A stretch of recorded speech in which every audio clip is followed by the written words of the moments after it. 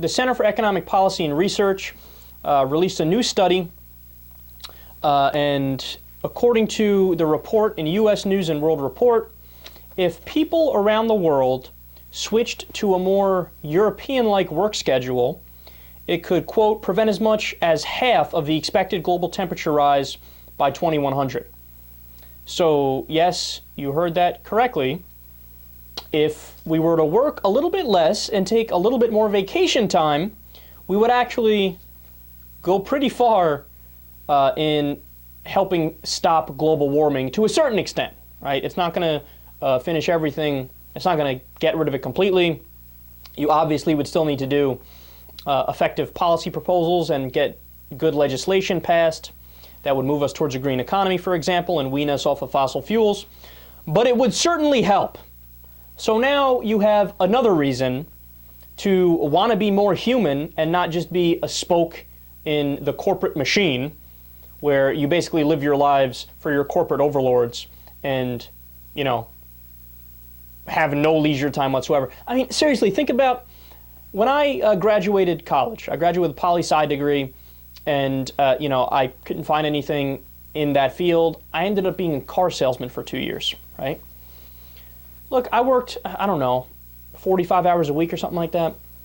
But I'm sure you guys all know, you don't have any free time with that, right? I mean, you come home, you're so tired, you don't want to do shit on the weekends because you're still tired, trying to get a day or two to recover, right? You wake up, you go right to work, you come back, you eat, you go to sleep. That's all you do. You don't do anything. But what kind of a life is that to live? Where you basically rent out your body, your mind, and your humanity to a company that you don't give a shit about. And you do it your entire life. You spend more than half of your waking time working for this obscure company. I mean, it becomes part of your, you know, how you define yourself. I mean, it's really painful to think about. But that's why the European model makes more sense. Look, I'm a capitalist. You guys know I'm a capitalist. I've talked about that at length.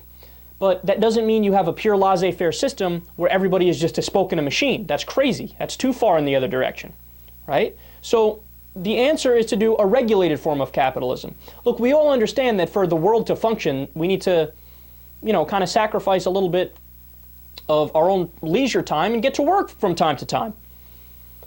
But to what extent, how many hours, how long, how much of your life, to what ends, you know, we've got to have the discussion about to what degree. And the answer that a lot of the European nations have come up with is, look, we're still going to be fair. We're not even going to ask for a 50-50 split where you spend half of your waking time working, half of your waking time in leisure, right? They just have some time off.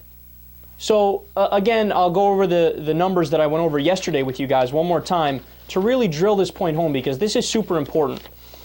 So when you do an analysis and you look at how much time you get for paid holidays and paid annual leave by law from country to country, let's take a look. So Japan gets 1.5 weeks.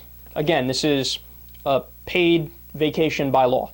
Japan, 1.5 weeks. Canada, 2.5 weeks. The UK, 3 weeks. Switzerland, 3 weeks. Netherlands, 3 weeks. Greece, 4 weeks. New Zealand, 4 weeks. Australia, 4 weeks. Ireland, 4 weeks. Belgium, 4 weeks. Italy, 5 weeks. Spain, 5 weeks. Portugal, 5 weeks. Austria, 5 weeks. Germany, 5 weeks. Sweden, 4 weeks. Norway, 4 weeks. Denmark, 5 weeks. Finland, 5 weeks. France, 4 weeks. Now look, there's 52 weeks in a year. Getting 5 weeks off or 4 weeks off, that's not unreasonable. In fact, that's a really tiny amount to get off, right? So where does the U.S. fall in this whole scheme? United States, 0. We get no paid vacation days by law. And as a result of that, most of the jobs in the United States of America offer 1 week or less of paid vacation time. So of the 52 weeks in the year, your ass is lucky to get 1 week off and continue to get paid. And by the way, try to take a longer unpaid vacation. Let me know how that works out for you. Because if your guy's job is anything like mine, you can't even dream of taking some unpaid time off. They say, when you come back, your job will be given to somebody else. Is this how we all want to live? Is that the kind of life you want to have? Do you want to look back when you're 83 years old in a nursing home or in a hospice, God forbid, and look back and say, I wasted my whole life doing a job I really didn't care too much about, and I had no time for freedom, no time for creative pursuits, no time spending with my family or my friends, no time to find out what my real passions were, no time for cutting loose, maybe having a drink, having sex, whatever. Look, it's the argument I'm trying to make is an argument for humanity, right? Yes, I'm not anti-work. I understand you have to work. That's part of being alive, part of having a civilized society. But the work-leisure balance we have in the United States right now is absolutely cuckoo. And if you don't think it is, then you're just not paying attention and you don't know the facts.